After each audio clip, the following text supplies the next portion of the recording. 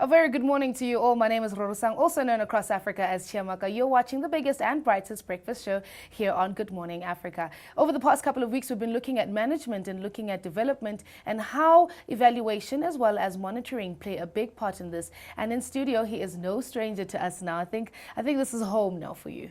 I think I feel like a presenter now. You feel like we could do this show together. Thank you so much for joining us. Now, when we last left off, we were speaking about the baseline, and you were explaining how important it is to have a baseline because it forms, like the term says, a baseline for any sort of reference to any monitoring or evaluation system. But I just want to know, are indicators the only way to evaluate or to look at a baseline? Well, indicators are not utilized only for baselines. You need the indicators in order to establish whether you've achieved the targets as well. So indicators will be used to measure not only the baseline, but targets as well.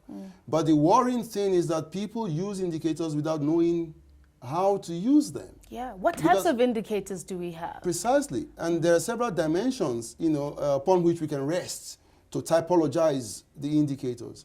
You can have direct and indirect indicators, direct indicators and proxy indicators, as it were. You can also have quantitative and qualitative indicators. Of course, the qualitative indicators provide some kind of subjective measure, while the quantitative indicators are pretty much objective.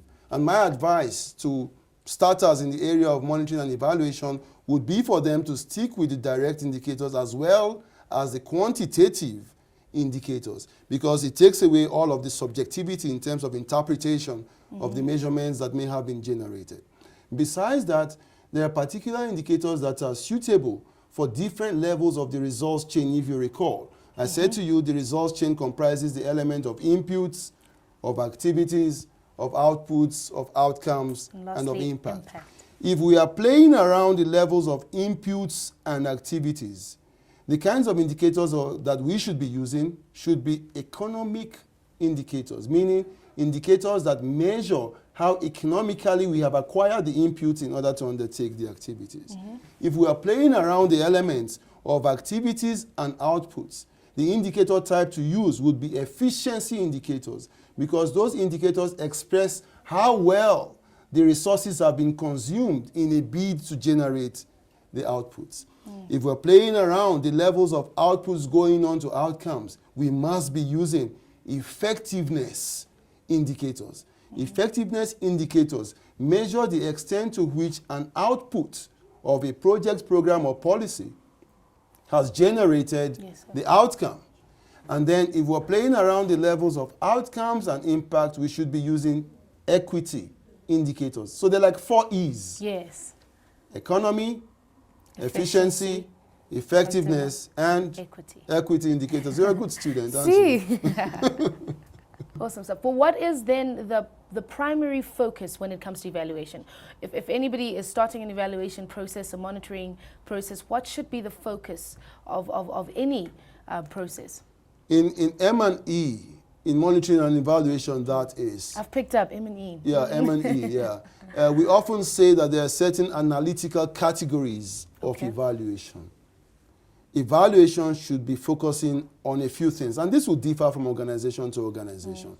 You can have evaluation that focuses on simply establishing whether a particular intervention has been effective. Okay. Again, same thing. You can have an evaluation that is concerned about establishing whether a particular intervention in its undertaking, that is, was efficient. So you can have evaluation focusing on effectiveness, you can have evaluation focusing on efficiency. But that's not all. You can have evaluation that is undertaken to establish whether an intervention was relevant. So there's a relevance evaluation. There is also a replicability evaluation, which enables us to establish whether a particular intervention planted in community A can be replicated, can be reproduced in community B. And then you have a sustainability evaluation, which interrogates whether an intervention, a project, program, or policy can be made to subsist or survive for a longer period of time. So there are different categories of evaluation.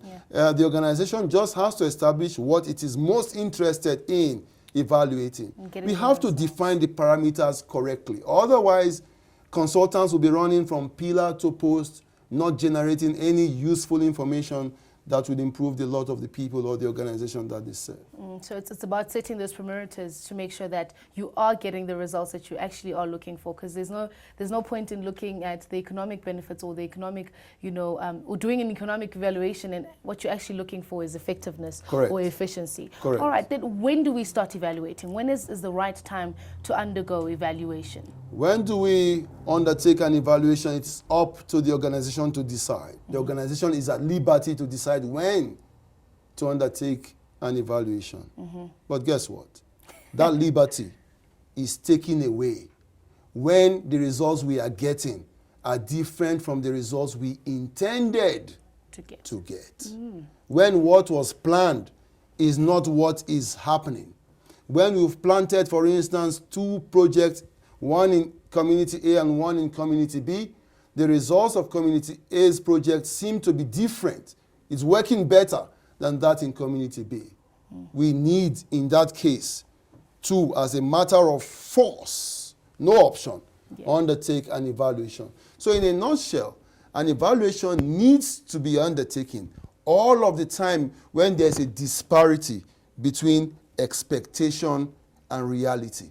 If what we intended to get, we don't seem to be getting it, there's a time to undertake an evaluation. And this will be revealed by monitoring. Once we monitor and track and we don't seem to be getting what we should be getting, evaluation should be undertaken. Now, Dr. Chuks is definitely filled with a lot of knowledge, and unfortunately, we can't take all your knowledge out of you. But what are some of the ways that some people can, obtain training on monitoring and evaluation? Well, thankfully, the University of Pretoria, under the auspices of CE at UP, Continuing Education at the University of Pretoria, offers a fantastic monitoring and evaluation course, which they call the Outcomes-Based Monitoring and Evaluation. It is a fantastic one, runs over 5 days, and it's pretty popular, at least in South Africa. But I think the doors are open for those across the continent as well to attend. This course, in addition to a course like Effective Stakeholder Management, empowers you as somebody in the monitoring and evaluation area to deliver results. Awesome stuff. There you have it. If you are interested in getting more information and getting, growing your knowledge in terms of monitoring and evaluation, over the past couple of weeks, we have really just enjoyed having you, firstly, sir, and giving your knowledge that you have. But we've also realized the importance and the role of monitoring and evaluation. If you have more questions, if you want to find out some more information or have any queries, all you have to do is drop us a mail at gma@planetimage.co.za. Thank you once again. Thank you so much, sir, for joining us. We hope to see you soon. Thank you very much, Chiamaka. I'll probably take your job someday. You'll probably take my job. Yeah, let's be co-hosts. Thank you Let's very be much. co-hosts. I'll take you up on that offer. Thanks a lot. Hopefully next time you see us, we'll be co-hosting together. But for now, that's all we have, and we'll see you guys back again in studio.